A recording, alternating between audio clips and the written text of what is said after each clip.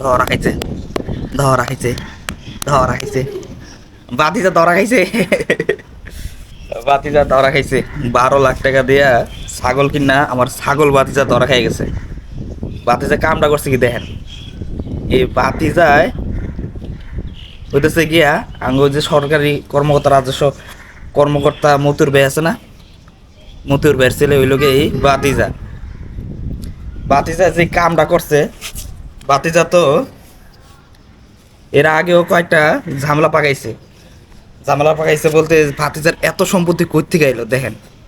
ভাতিজার 4টা গাড়ি আছে, এর মধ্যে একটা হইতেছে গিয়ে টয়োটা ক্রাউন মাজেস্তা, যার দাম 1 কোটি টাকা। তারপর আরেকটা গাড়ি আছে টয়োটা ল্যান্ড ক্রুজার প্রাডো, এটার দাম আছে 1,85,00,000 টাকা। আরও একটা গাড়ি আছে ভাইয়ের ভাতিজার টয়োটা প্রিমিও, এটার দাম হইতেছে 47 লাখ টাকা।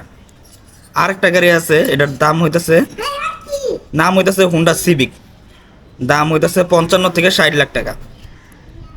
তো ভাতিজার বাপের বেতন যদি 2 লাখ টাকা করে হয়, সর্বোচ্চ বেতন 2 লাখ টাকা হয়, তাও তো এত গাড়ি কিনা সম্ভব না ভাতিজার। এত গাড়ি কিনা সম্ভব নয় ভাতিজার। প্রায় 4 কোটি টাকা দামের, 4 কোটি টাকার ভাতিজার গাড়ি আছে। এছাড়া যে কত সম্পত্তি আছে, কেউ অবশ্য ফ্ল্যাট বা ধরেন জায়গা সম্পত্তি নিয়ে কিন্তু ছবি আপলোড দেয় না। তো যেইগুলা ভাতিজার গাড়ি, ওইগুলা নিয়ে ভাতিজায় ছবি আপলোড দিচ্ছে। আবার কাস্টমাইজ করে গাড়ির মধ্যে নাম লাগাইছে ইফাত। হ্যাঁ, ইফাত নেম প্লেটের জায়গায় নাম লাগাই দিছে ইফাত। হ্যাঁ, ভাতিজা কত বড় বাটপাড়ের ছেলে। হ্যাঁ, এত বড় বাটপার না হলে কেউ 12 লাখ টাকা দেয় ছাগল কিনে। অবশ্য ওর কাছে এই 12 লাখ টাকা 1200 টাকার সমান। তো আমার মনে হয় যে ভাতিজার বাপের ধরা উচিত যে আসলে ভাতিজার বাপের অবৈধ উৎস এটি কই থেকে, এত টাকার সম্পত্তির মালিক কই থেকে হইলো ভাতিজায়।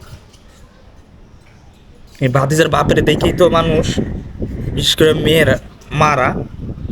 মারা সরকারি কর্মচারী ছাড়া, কর্মকর্তা ছাড়া বিয়ে দিতে চায় না। এই ভাতিজার বাপের দেখেই, কারণ ভাতিজার বাপে সরকারি কর্মকর্তা হওয়ার কারণে 4 কোটি টাকার খালি গাড়ি ইউজ করে ভাতিজায়। ভাতিজার বাপে সরকারি কর্মকর্তা হওয়ার কারণে ভাতিজা 4 কোটি টাকার গাড়ি ইউজ করে। ধরলাম ভাতিজা এটি সেকেন্ড হ্যান্ড কিনছে, সেকেন্ড হ্যান্ড কিনলেও তো 3 কোটি টাকার উপরে হওয়ার কথা। এই গাড়িগুলা 3 কোটি টাকার উপরে হওয়ার কথা ভাতিজা যদি সেকেন্ড হ্যান্ডও কিনে। তা আমার মনে হয় এই ভাতিজার ভালো করে তদন্ত করা উচিত, আর ভাতিজার বাপের ভালো করে তদন্ত করা উচিত যে আর কি কি কিনছে এবং কি কি প্রপার্টি করছে ভাতিজায় বাপে। তারপর এর একটা সুষ্ঠু বিচার হওয়া উচিত।